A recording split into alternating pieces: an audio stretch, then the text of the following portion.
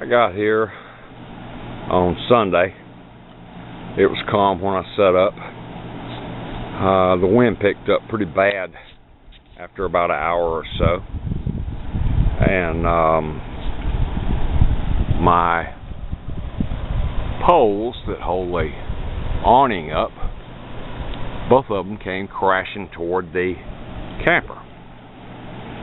Well, I decided I was going to fix this problem. I went to Home Depot, and for about $3.50, $4, whatever, it was less than $4. I bought 2 concrete blocks.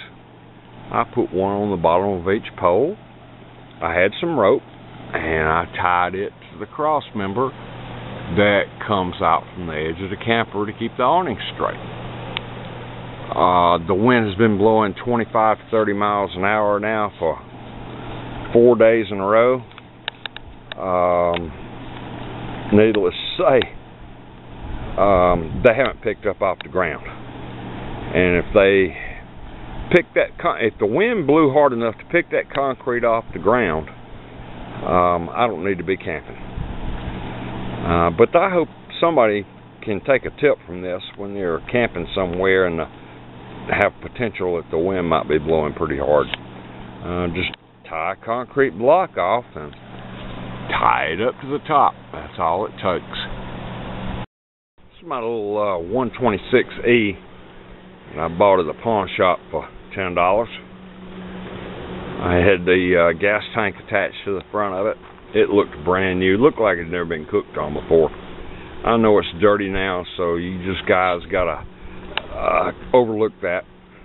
But anyway, didn't want to deal with the Coleman gas or the white gas and the fuel tank on the front, so I did a little research on the internet, and I found that you could switch them over to propane. And all you need to do is go to Academy Sports and buy one of these little adapters for about $12, maybe $13, whatever, cheap.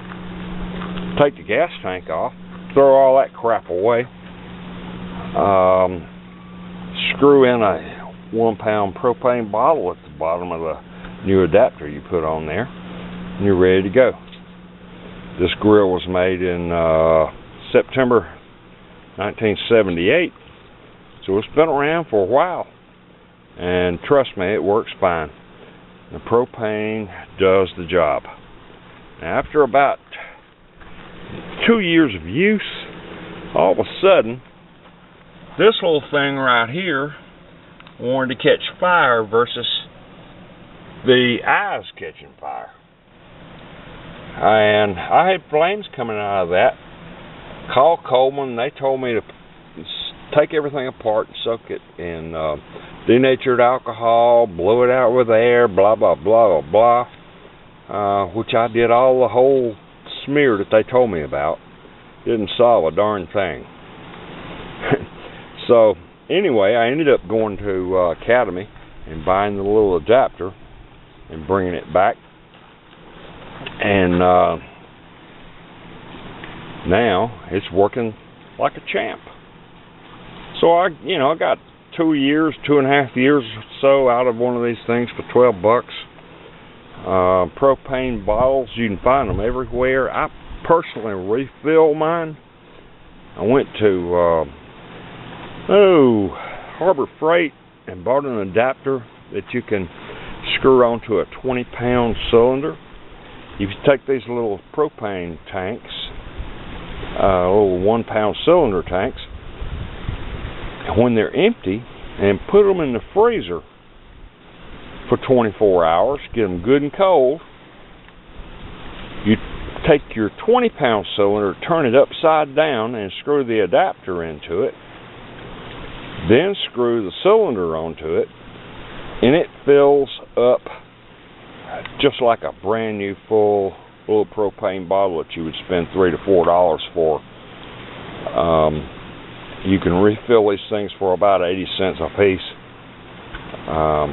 versus paying $3 and $4 a piece for them. Saves a lot of money. It works fine. Never had a problem with it whatsoever. The adapters are totally safe, and I enjoy it. Hope this helps somebody.